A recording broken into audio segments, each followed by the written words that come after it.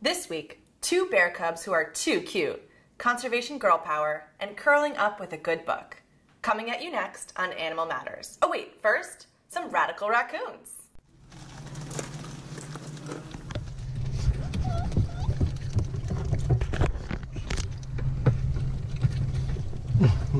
This footage is good.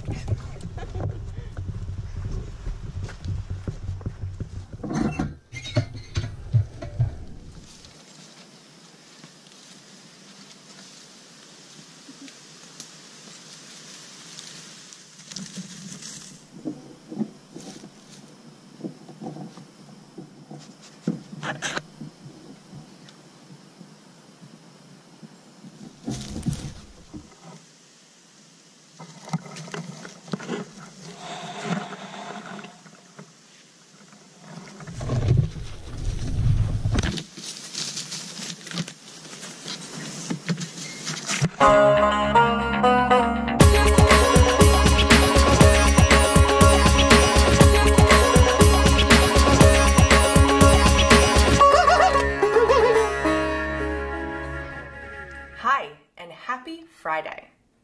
Last week on Twitter, we showed you a picture of a mystery mammal about to be released back into the Cape Cod wilds, and you've waited patiently long enough. But it wasn't just raccoons. Last week, our friends at the Cape Wildlife Center returned more than 40 animals back to the woods of Cape Cod. That included raccoons, skunks, foxes, and a fisher cat.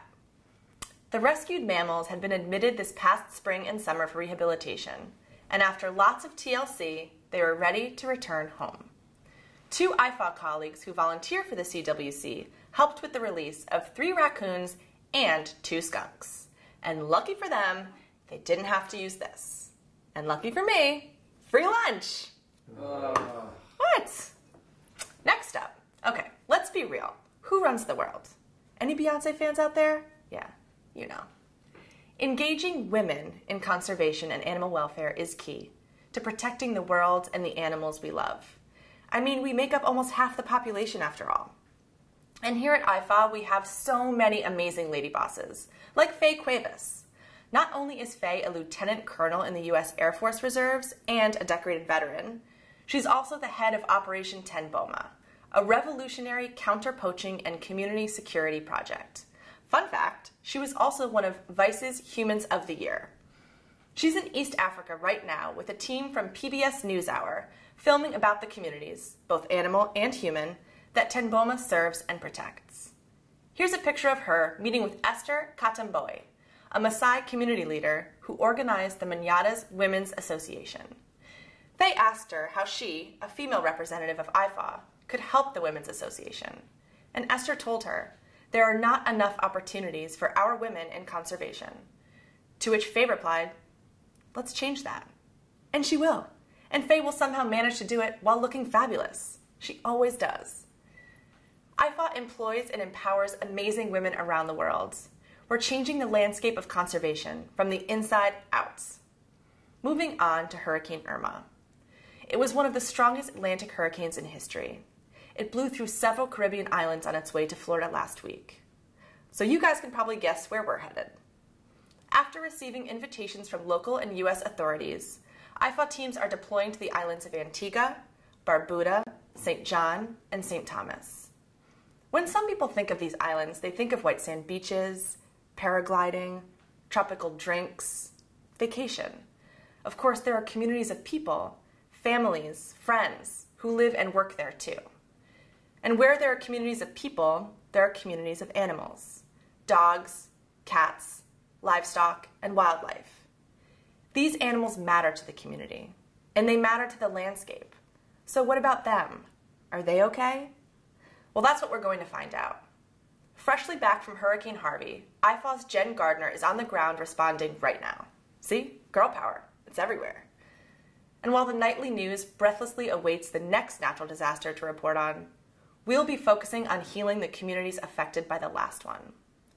So stay tuned to our social channels this weekend as we report on what's going on and how you can help. Up next, this is conservationist and writer Dr. Carl Safina.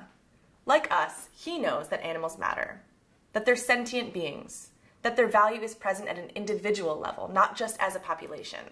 Dr. Safina gets it. I mean, he literally wrote the book on it.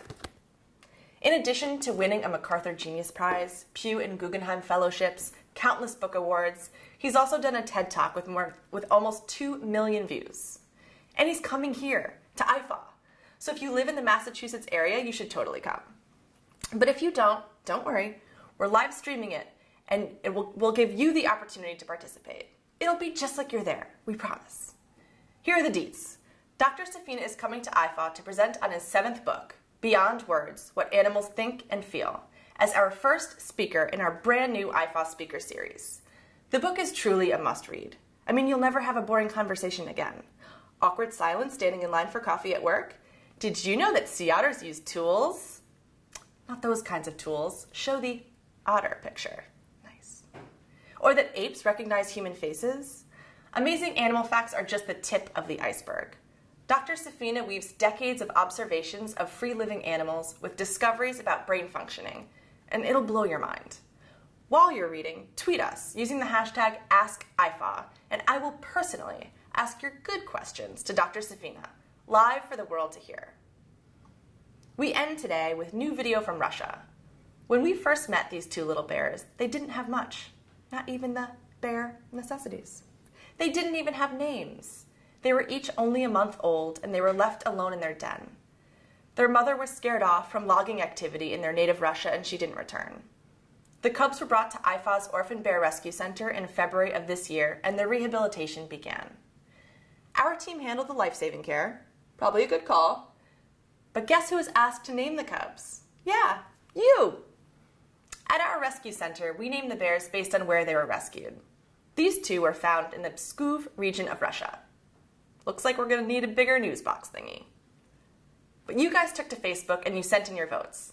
And we are thrilled to tell you that your friends and ours, Pippa and Poe, are heading back to the wilds.